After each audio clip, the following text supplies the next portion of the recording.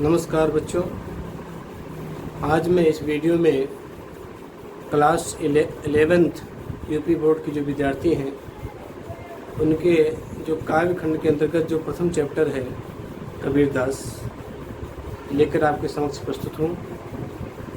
आज मैं इस वीडियो में कबीरदास की जो साखी आपके सिलेबस में निर्धारित है वो है 21 साखी आपके सिलेबस में है, लेकिन आज मैं इस वीडियो में आपको साखी संख्या 1 से लेकर के 10 तक की व्याख्या करूँगा। और मैंने ये आपकी व्हाइट बोर्ड पर मैंने साखी के पहले शब्द और उस साखी के अंतिम शब्द में लिख दिया हूँ। इससे आपको मालूम रहे कि मैं किस साखी की व्याख्या कर रहा हूँ। इसी तरह मैंने 1 2 3 4 5 6 7 8 9 10 10 साखी के पहले शब्द और अंतिम शब्द मैंने लिख दिया हूँ, जिससे ये मालूम होता रहे कि हम किस साखी की व्याख्या हम लोग पढ़ रहे हैं। तो जैसे कि आप जानते होंगे कबीर के बारे में आपने पहले भी पढ़ा होगा आप लोगों ने, और आज मैं कबीर के बारे में आपको बताऊं। कबीरदास जो हैं वह बिल्कुल निरक्षर थे, यानी उन्होंने बिल्कुल नहीं पढ़ा था। और उन्होंने लिखा भी है, मस कागज छुओ नहीं, कमल ग्यो नहीं हाथ। मैंने आज तक कभी भी कागज़ और कलम नहीं छुआ।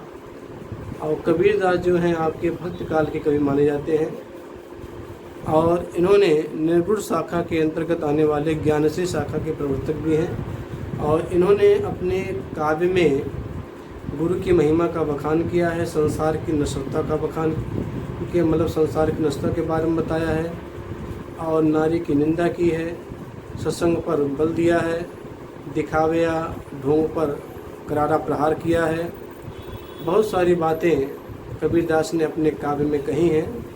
जैसे कि मैंने कहा कि ये पढ़े लिखे नहीं थे, तो ये केवल गाया करते थे। तो उनके जो परम शिष्य थे एक धर्मदास, उन्होंने इनके सभी रचनाओं का साखी, शबद, रमैनी तीनों का संकलन बीचक नाम से किया, और आज हम लोग उसे पढ़ रहे हैं। कबीर को हजारी प्रसाद द्विवेदी ने वाणी का डिक्टेटर कहा है, यानी तानाशाह। इनके सामने जो कुछ दिखता था, सत्य दिखता था, वही कहते थे। इन्होंने कहा भी है, मैं कहता आँखिन की देखी, मैं आँखों से जो देखता हूँ वही कहता हूँ। और इन्होंने चाहे वह हिंदू हो, चाहे मुस्लिम हो, चाहे जो भी धर्म का व्यक्ति हो, उन्होंने किसी को नहीं छोड़ा। अगर वह गलत कार्य कर रहा है तो उन्होंने छोड़ा नहीं। और इन्होंने हर चीज़ पर बड़े ही बेबाक ढंग से अपनी बातें रखी हैं। और आज हम लोग इस कबीरदास को हम लोग पढ़ेंगे, और साखी आपके सिलेबस में है, पदावली भी है। तो हम लोग आज केवल साखी संख्या 1 से लेकर के 10 तक इस वीडियो में पढ़ने का प्रयास करेंगे, क्योंकि अगर मैं पूरा साखी पढ़ाने की कोशिश करूँ, 21 साखी जो आपके सिलेबस में है, तो वीडियो बड़ा लंबा हो जाता है। फिर इससे जब छात्र इस वीडियो को पढ़ते हैं या सुनते हैं तो उनमें अंदर निरस्ता आती है और दिमाग बोझिल होता है। तो इसलिए मेरी प्रयास रहता है कि छोटा वीडियो बनाया जाए जिससे बच्चे आसानी से पढ़ सकें, क्योंकि यूट्यूब में पढ़ने पर डाटा भी खर्च होता है, इंटरनेट डाटा। आप जानते हैं कि हमारे जो लगभग बच्चे होते हैं वो कम आय वाले होते हैं, या जिनकी आर्थिक स्थिति ठीक नहीं होती है। तो इसी मद्देनजर रखते हुए मैंने कोशिश की है कि वीडियो छोटा बनाया जाए और सारगर्भित बनाया जाए, और सरल भाषा में बताने का प्रयास करूँगा, जिससे आपको आसानी से समझ में आ सके। तो आज हम लोग, जैसे कि मैंने बताया कि क्लास 11th के कोर्स में निर्धारित कबीरदास की जो साखी आपके सिलेबस में है, उन साखी में क्रम संख्या 1 से लेकर के क्रम संख्या 10 तक की साखियों की व्याख्या हम लोग करेंगे। आइए देखते हैं कि पहली साखी देखिए। बलिहारी गुरु आपने घोहाड़ी के बार, जिन मानसते देवता कृत न लागी बार। पहले साखी में कबीर ने गुरु की महिमा का बखान किया है, और गुरु की महिमा का बखान होना भी चाहिए, क्योंकि गुरु एक ऐसा प्राणी होता है जो अपने शिष्य का भला चाहता है, और अपने शिष्य को बढ़ता हुआ देख करके, आगे जाता हुआ देख करके उसे बड़ा आनंद होता है, और हर संभव प्रयास करता है कि अपने शिष्य को कितना ज्ञान दे दे जिससे वह उसका शिष्य उससे भी आगे चला जाए। ऐसी कोशिश हमेशा गुरु की रहती है और वह प्रयास भी करता है और शिष्य कामयाब भी होते हैं। तो गुरु के बारे में बखान कर रहे हैं, कह रहे हैं बलिहारी गुरु आपने घोहाणी के बार जिन मानस देवता करना लागे बार। कबीरदास जी कहते हैं मैं अपने गुरु के, गुरु आपने मतलब मैं अपने गुरु के घोहाणी के बार, मैं अपने गुरु के दिन में कितनी बार मैं निछावर हूँ, बार बार उनके चरणों में निछावर होने का मन करता है, संतोष ही नहीं मिलता, क्योंकि उन्होंने मुझ पर इतना उपकार किया है कि मुझे एक आम इंसान से जिन मानस देवता करना लागे बार, मुझे जो एक अज्ञानी मनुष्य था जिसके पास बिल्कुल ज्ञान नहीं था, ऐसे अज्ञानी मनुष्य को अपने ज्ञान दे करके मुझे एक आम इंसान से देवता बना दिया। और ऐसा करने में आपने मुझे तनिक भी आपने विलम्ब नहीं किया। ऐसे गुरु को मैं बार बार बलिहारी जाता हूँ और बार बार निछावर होने का मन करता है कि बार बार उनके चरणों में गिरता हूँ, क्योंकि मन संतोष नहीं मानता है। आइए दूसरा देखिए, सतगुरु की महिमा अनंत अनंत किया उपकार, लोचन अनंत उघाड़िया आनंद दिखावन हार। कबीरदास जी कहते हैं, इसमें भी दूसरे साखी में भी गुरु की महिमा का बखान किया गया है। कह रहे सतगुरु, सत मतलब सत्ता या सत्य, गुरु मतलब सत्य का ज्ञान करे, जो सच्चे मार्ग पर आपको ले जाए उसे सतगुरु कहेंगे। सतगुरु की महिमा अनंत, कभी कह रहा है, कबीरदास कह रहे हैं कि सतगुरु की जो महिमा है वह अनंत है, यानी उसके बारे में जितना भी कुछ कहा जाए, उसके बखान जितना भी किया जाए वो कम ही है। अनंत किया उपकार, और उन्होंने मुझ जैसे तुच्छ मनुष्य के लिए, अज्ञानी मनुष्य के लिए मुझ पर बहुत बड़ा उपकार किया है। लोचन अनंत उघाड़े आनंद दिखावन हार, जो मेरे नेत्र से, जो ज्ञान से संपन्न जो नेत्र थे, उन्होंने अपने ज्ञान के द्वारा मेरे ज्ञान चक्षु को खोल दिया। और जो अनंत दिखावन हार, जो अनंत है, जिसका कोई अंत नहीं है, यानी ईश्वर के दर्शन करा दिए मुझे। ईश्वर क्या है? अनंत है। और तुलसीदास ने कहा भी है, हरि अनंत हरि कथा अनंता, हरि अनंत है, उनकी कथा भी अनंत है। तो वही कबीरदास जी कहते हैं कि मैं अपने गुरु की महिमा, हमारी जो है गुरु की जो महिमा है वो अनंत है। उन्होंने पर मुझ पर अनेकों उपकार किए हैं, और उन्होंने उनके उपकार से ही आज मेरे जो ज्ञान संपन्न जो चक्षु जो बंद थे अज्ञानतावश, उन्होंने खोला। और जो अनंत यानी जो ईश्वर हैं, जिनका कोई अंत नहीं है, आज उन्होंने मुझे दर्शन कराए। ऐसे गुरु का मैं कब तक बखान करूँ? कहता रहा हूँ लेकिन मन नहीं भरता है।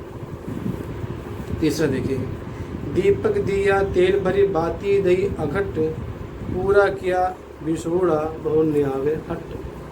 दीपक दिया तेल भरी, कबीरदास जी कहते हैं कि गुरु ने हमारे इस ज्ञान रूपी दीपक में चिंतन रूपी तेल भर दिया है।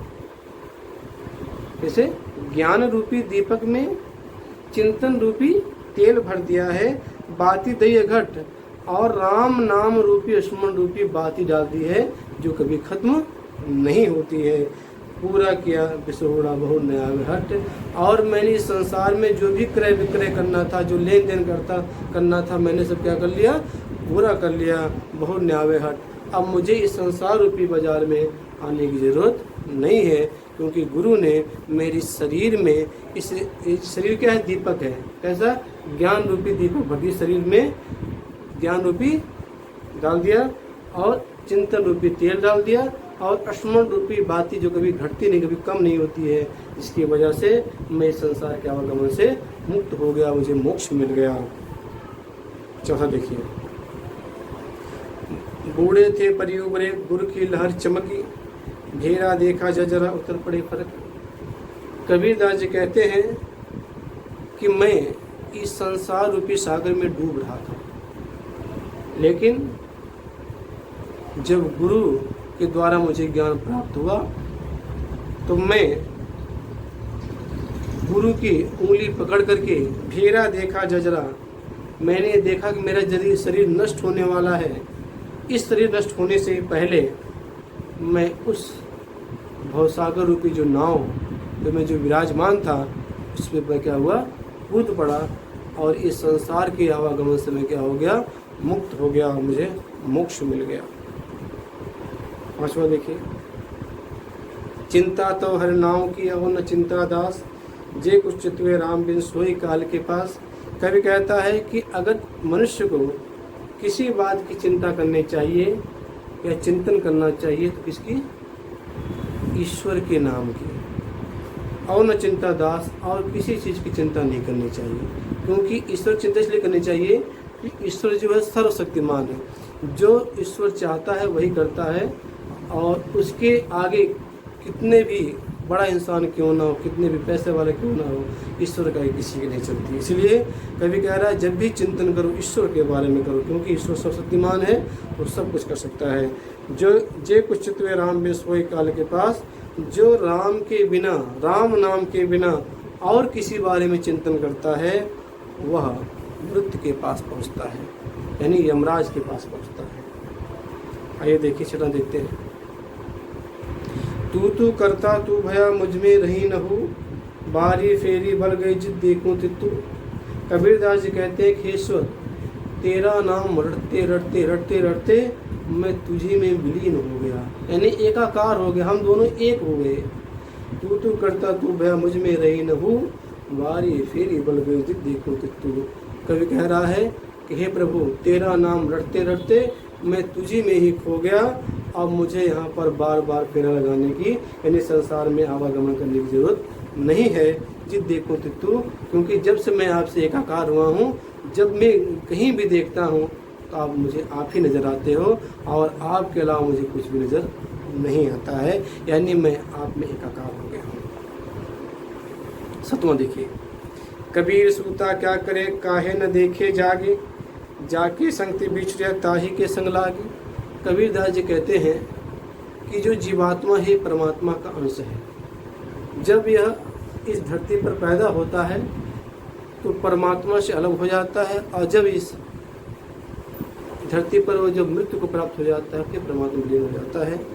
तो कबीर कहते हैं कि हे मनुष्यों, हे प्राणियों, हे जीवात्माओं, यहाँ पर इस धरती पर आलस्य में क्यों पड़े हो? सूता मतलब यहाँ पर सोने से नहीं है, यहाँ पर आलस्य से है। तुम आलस्य में क्यों पड़े हो? तुम क्यों जगते नहीं? तुम अज्ञानता से जगो, निद्रा को त्यागो और ज्ञान प्राप्त करो, क्योंकि जिससे तुम बिछुड़ गए हो, यानी परमात्मा से तुम बिछुड़ गए हो, उनसे मिलने की कोशिश करो, उस परमात्मा पे पास जाने की कोशिश करो, क्योंकि ये जो संसार है बड़ा दुखमय है। इस संसार में रहोगे तो आपको नाना प्रकार के कष्ट सहने पड़ेंगे। अगर इन कष्टों से आपको मुक्ति चाहिए तो आपको परमात्मा के पास जाना होगा। आठवां देखिए। केसो कह कई कूकी न सोइए असरार, रात दिवस के कुकड़ों कभी लगे पुकार। कबीरदास जी कहते हैं अगर तू निरंतर रात दिन केसो केसो केसो कह करके पुकारते रहोगे और आलस्य में पढ़ करके यहाँ विश्राम नहीं करोगे, तो निश्चित है अगर रात दिन तुम केसो केसो पुकारते रहोगे तो एक न एक दिन तुम्हारी पुकार अवश्य सुनी जाएगी और ईश्वर तुम्हें जरूर दर्शन देंगे। आइए देखते हैं नौवां। पहले आप देखते हैं कि हम लोगों ने अभी तक 8 साखी हम लोगों ने पढ़ लिया है। पहला, दूसरा, तीसरा, चौथा, पांचवा, छठा, सातवां, आठवां। आइए हम 9वां साखी देखते हैं। लंबा मार्ग दूरी घर विकट पंथ बहुमार, कहो संत क्यों पाइए दुर्लभ हर दीदार। कबीरदास जी कहते हैं कि हरि का दर्शन करना बड़ा कठिन है, असंभव नहीं है, कठिन है। कह रहे लंबा मार्ग दूर घर। आइए देखते हैं।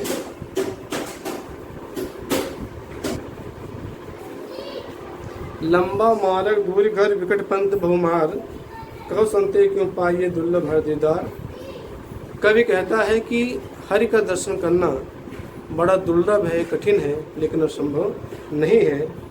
अगर हरि का आपको दर्शन करना है, ईश्वर के दर्शन करने हैं, तो आपको उनके घर पर जाने के लिए, जहाँ वो रहते हैं, उसके लिए आपको बहुत लंबा रास्ता तय करना पड़ेगा। कह रहे लंबा मार्ग दूरी घर, उनका घर बहुत दूर है, उसके लिए आपको बड़ा लंबा मार्ग तय करना पड़ेगा। विकट पंथ बहुमार, क्योंकि जिस रास्ते तुम जाओगे ईश्वर से मिलने के लिए, उस रास्ते में आपको बहुत सारे लुटेरे मिलेंगे। कैसे लुटेरे? काम, मद, लोभ, ईर्ष्या, ये सब जो हैं वो आपको लूटने का प्रयास करेंगे। अगर तुम इनसे बच कर निकल गए, निश्चित है आपको ईश्वर के दर्शन होंगे। प्रायः देखा जाता है कि जब मनुष्य इस संसार में पैदा हो जाता है, इस माया मोह के चक्कर में फंस जाता है और ईश्वर को भूल जाता है। कबीरदास ने एक अन्य जगह पे कहा है कि माया मुई न मन मुआ, यूँ कह गया कबीर, आशा तिष्ठा ना मुई, यूँ कह गया कबीर। यानी जब हम इस संसार में आते हैं तो माया मोह के बंधन में बंध जाते हैं कि हमें ईश्वर का ख्याल ही नहीं आता है।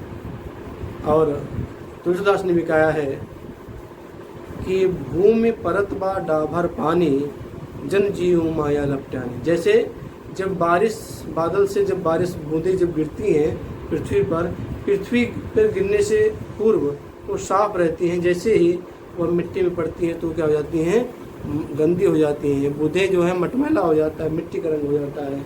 उसी प्रकार जैसे ही आत्मा इस संसार में जन्म लेती है तो माया जो है उससे लिपट जाती है। वही कह रहे हैं कि अगर आपको हरि का दर्शन करना है तो मद को, क्रोध, लोभ, माया, इन सब को क्या करना पड़ेगा? छोड़ देना पड़ेगा, त्याग कर देना पड़ेगा, तभी आपको हरि के दर्शन मिलेंगे। संतों ने भी कहा है, महात्माओं ने भी कहा है। आइए 10वां देखते हैं। यह तन जालो मच करो, लिखो राम को नाम, लेखन करूँ कंकरी, लिख राम पठाए।